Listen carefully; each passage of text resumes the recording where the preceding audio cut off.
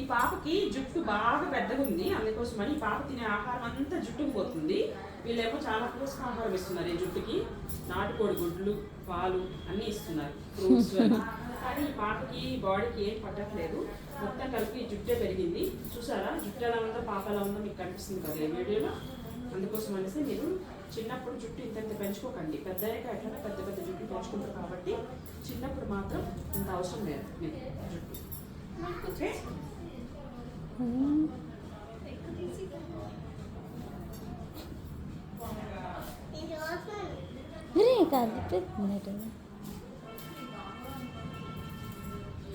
గుండు చేసేయండి.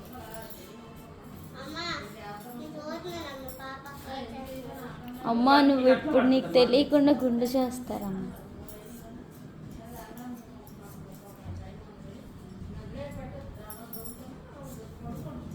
జుట్టుకి కత్తిరి సరిపోవట్లేదు తెలుసా.